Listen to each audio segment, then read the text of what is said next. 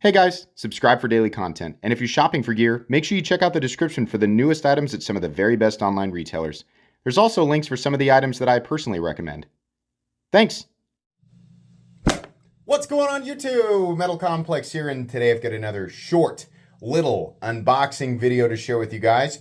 I probably should know what's in here because this was sent by a viewer.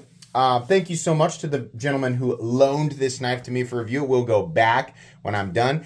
I can't remember what it is though. If it's something I can link, I will link it right down in the description so you guys can check it out. It does help my channel when you use those links, but that's entirely up to you. Thanks to my patrons for supporting me, and please make sure to follow me on Instagram at metal_complex. Okay, let's go ahead and get in here, see what we got. You know, I have fewer and fewer opportunities to accept knives from viewers because there's so much stuff coming in, you know, from manufacturers and retailers, which, you know, I'm kind of dialing it back on because I want to get a lot more specific about the stuff that's coming in. Oh, we have a Spyderco. Oh boy, I still can't remember what the heck this is. Hold on, we got a note. I love notes. Hey MC, here. Oh yeah. Ah yes, okay, awesome. Feel free to use and abuse it as if it were your own. This is great because this is actually a steal. I don't get a lot of opportunities to do this either. This is a steal that I have no experience with, and the hype train is pretty serious for this stuff, so I'd like to check it out for myself. If you look closely, you'll notice that I sharpened it. Also notice that I had no idea what I was doing. It's okay. If you want to put your own edge on it, it depends on how much I use it. If I do, I might put my own edge on it. Because I am curious about how it sharpens. For those who are curious, the scales and lanyards are from Rock Scale Design, and they make the knife linerless. The ball cage and ceramic bearings are from Flytanium. Interesting. Okay, so this has been wildly modified. It doesn't look that wildly modified, but it does look interesting. Oh boy, you really you got a nice custom build here, man. This is a good looking. It's titanium too. Oh, 15V Manix 2. God, what a beast of an EDC, man. So it's been so long since I have actually handled a Manix, which is funny. Just because this is one of my favorite Spydercos. And, you know, I did an injustice leaving the Manix 2 off of the top 10 greatest folding knives ever video. I went back and forth between that and the Chaparral, or wait, not the Chaparral, the Sage 5, right? And I was looking at value and size and things like that. And I was sure that I wanted to put the Sage 5 in there over the Manix 2, and now I'm not so sure, especially after having handled this one again. But I'm going to do an updated top 10 greatest Spyderco knives ever video within the next few weeks.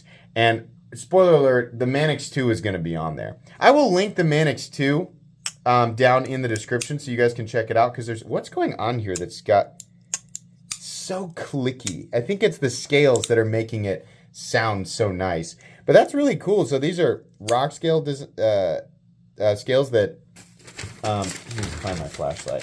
That freaking flashlight is always gone. There it is. Cool. I was gonna say it doesn't feel that heavy.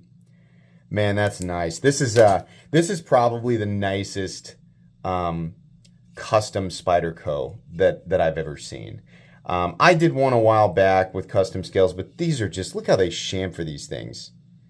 That blade is sick too. I love it when Spyderco doesn't do their typical like belt satin finish. They do like their actual tumbled finish, which just looks fantastic. What is this?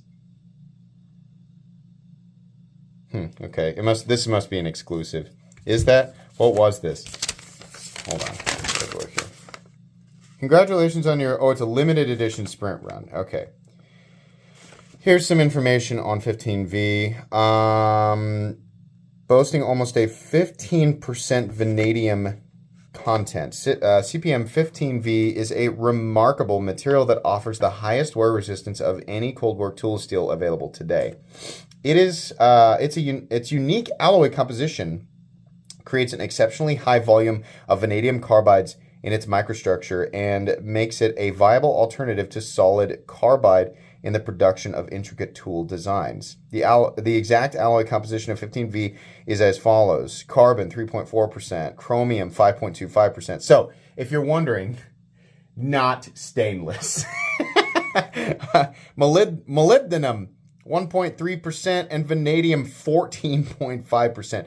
Please note that this steel's low chromium content does make it susceptible to corrosion.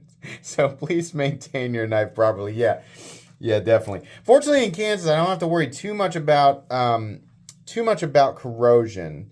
But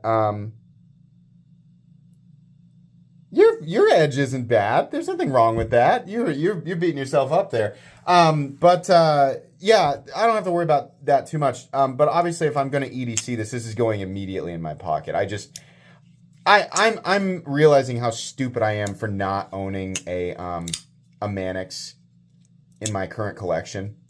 I really want one of these back. And now that I've seen these rock scale scales, now I desperately need to do that on one. And I also need to get one of these titanium cages. But those things are these are titanium cages.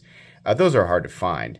It seems like, unless maybe they've restocked them. But man, that thing is just so beautifully clicky. I might work this in and, add a drop of 10 weight nano oil. It's plenty smooth. It's just tight, right?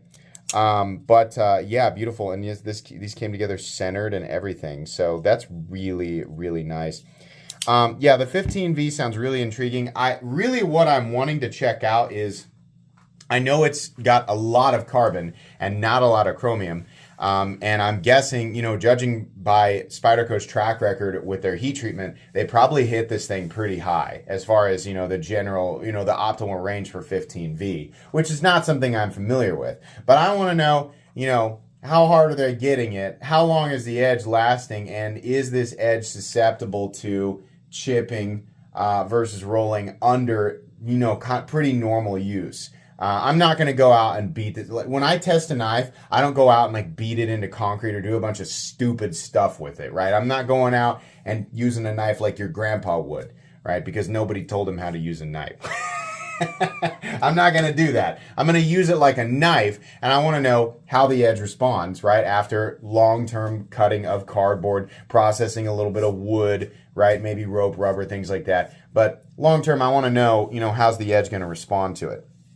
I really hate chippy steels, and there's nothing worse than a steel that will chip under normal use, which actually does happen sometimes.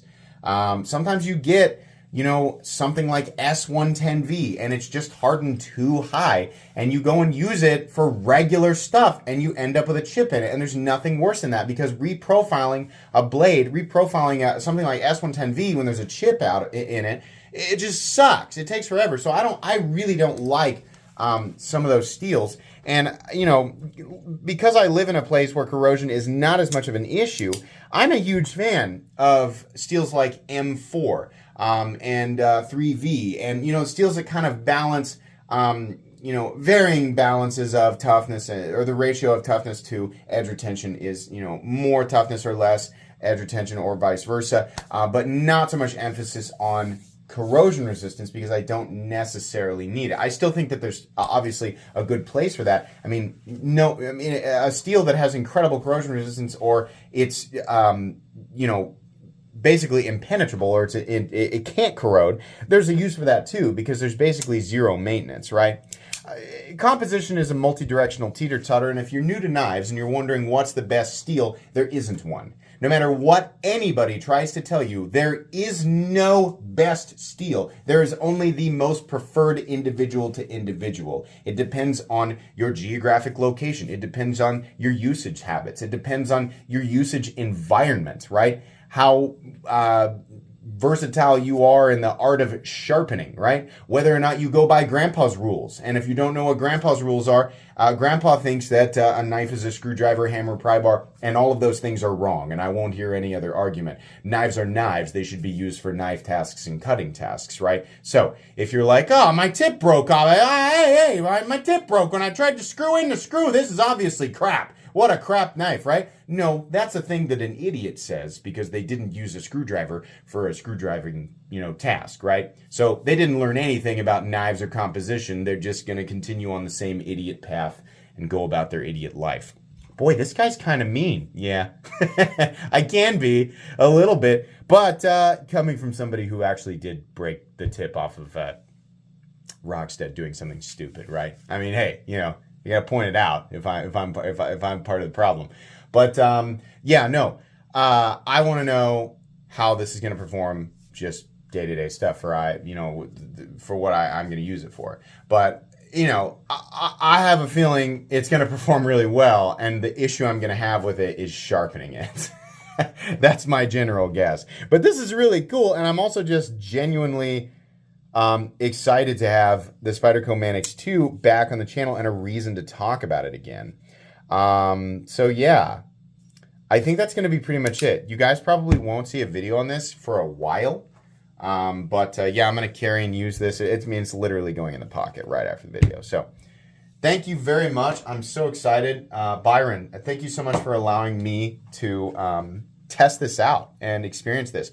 Beautiful custom build. Very jealous of this. This is right up my alley. And now I want to look into the rock scale design stuff. So anyways, that's going to be pretty much it today, guys. Please make sure to follow me on Instagram at metal_complex. If you enjoyed this video, leave a like. If you'd like to check out my other content, I do, of course, have lots of videos of knives that are either expensive or inexpensive that I do or don't like. So check those out. And if you enjoy all my content, go ahead and click on that Metal Complex logo right there and subscribe because there's definitely more coming. Thanks again for watching, everybody, and have a great day.